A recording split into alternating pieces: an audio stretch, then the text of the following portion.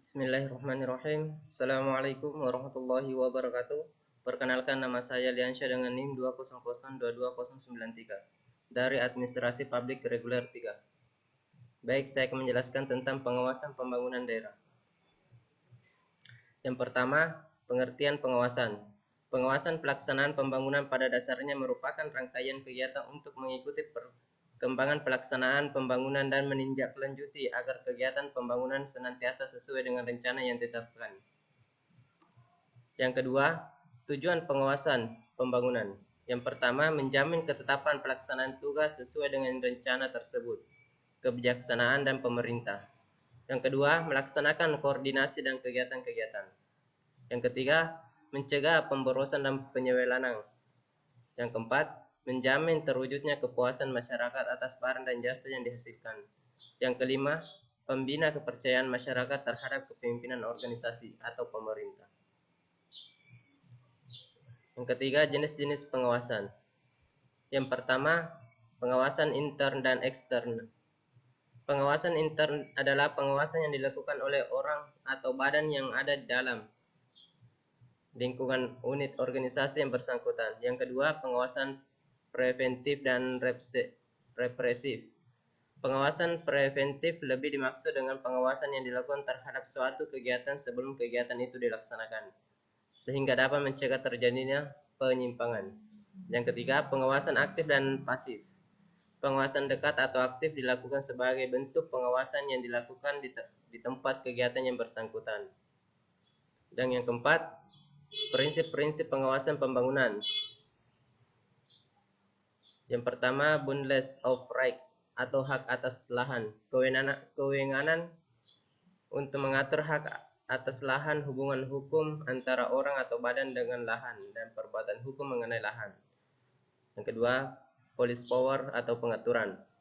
Kewenangan menerapkan peraturan hukum atau pengaturan, pengawasan, dan pengendalian pembangunan di atas lahan maupun kegiatan manusia yang menghuninya untuk menjamin kesehatan umum, keselamatan moral, dan kesejahteraan. Yang keempat, eminent domain atau pencabutan hak atas lahan, yaitu kewenangan tindakan mengambil alih atau mencabut hak atas lahan di dalam batas kewenangannya dengan kompensasi seperlunya dengan alasan untuk kepentingan umum. Yang keempat, taxation, yaitu kewenangan mengenakan beban atau pungutan yang dilandasi kewajiban hukum terhadap perorangan atau kelompok. Kelima, spending power atau government expenditure. Dan yang kelima, hambatan-hambatan pengawasan. Yang pertama, kurang informasi mengenai data produktivitas, terutama melakukan perbaikan, dan acap kali terhadap kekurangan kemampuan untuk merincikan hasil yang dicapai oleh manajemen. Yang kedua, bidang tanggung jawab kurang cukup jelas dirumuskan, sehingga tidak jelas pula bentuk dan lingkungan pelimpahan tugas itu. Ketiga, penyampaian petunjuk kerja secara jelas sering tidak terjadi dan hal ini memperlihatkan adanya komunikasi yang tidak wajar. Yang keempat, meningkatkan lingkup dan kegiatan usaha masing-masing. Yang kelima, jabatan-jabatan dalam manajemen makin memerlukan spesialisasi dan tentunya memerlukan koordinasi.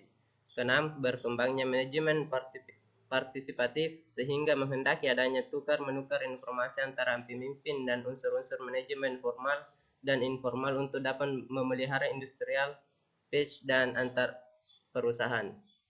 Yang ketujuh, pertumbuhan jaminan komunikasi memerlukan koordinasi secara inter dan antar perusahaan.